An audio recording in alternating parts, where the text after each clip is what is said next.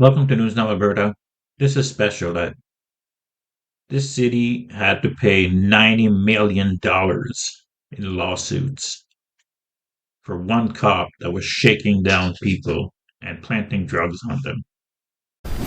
A disgraced former Chicago police sergeant is about to cost taxpayers a record-setting amount in total lawsuit payouts. A $90 million settlement proposal to settle 176 lawsuits against former Sergeant Ronald Watts is only part of that price tag.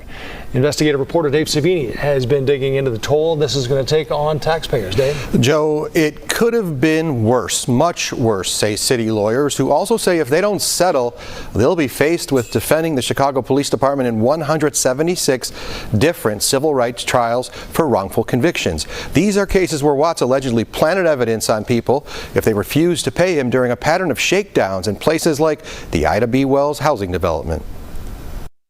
It was a horrible time for the city. City lawyers confirm they're willing to shell out $90 million to stop the flow of even more potential payouts for pending lawsuits related to former CPD Sergeant Ronald Watts.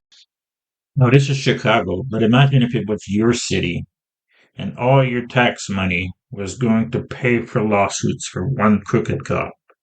After decades of corruption, Watts was indicted in 2012 and pled guilty after being caught in an FBI sting. The people Watts helped put away were ultimately released after he and others on his tactical team were caught shaking down suspects and planting drug evidence. Tyrone Fenton says Watts planted drugs on him too. He spent 3 years in prison on a drug charge before his sentence was vacated. Being incarcerated for something that you didn't do makes it 10 times worse. His brother Joey Fenton was also convicted of drug crimes. Together, they are among more than 200 people to have their sentences vacated since 2017. These officers pled guilty for conduct unbecoming, taking of funds inappropriately.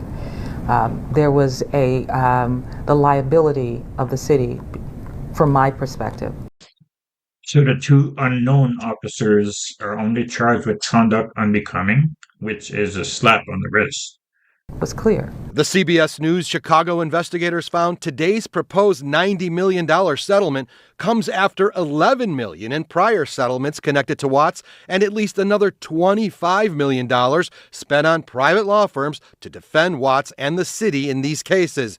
Total bill for taxpayers, a staggering $126 million. This is an important chapter that we are closing for the police department. City lawyers determined through their risk manager that fighting these 176 pending lawsuits would have cost the city even more. Her estimation was a staggering figure. $350 million to $500 million we'd be spending if we continued on this path. If approved by the full city council later this month, the $90 million would be divided up among the plaintiffs based on a formula which includes how long they spent behind bars and other factors. Watts was stripped of his pension after his federal conviction. What if all the plaintiffs don't agree? It's already agreed upon. Oh, it is? Okay. Yeah, they've signed that. Now the city council just has to agree. Okay. All right, Dave, thanks very much. So they were defending this piece of crap until they found out that it was too much money to defend them. I mean, all the proof was there, everything.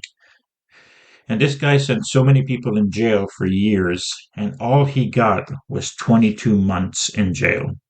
He got less than anybody else that he put in jail. He got nothing. 22 months for everything he did during 10 years. At least he stripped his pension. What do you think of this? Let me know in the comments. Please like, share, and subscribe. Thank you.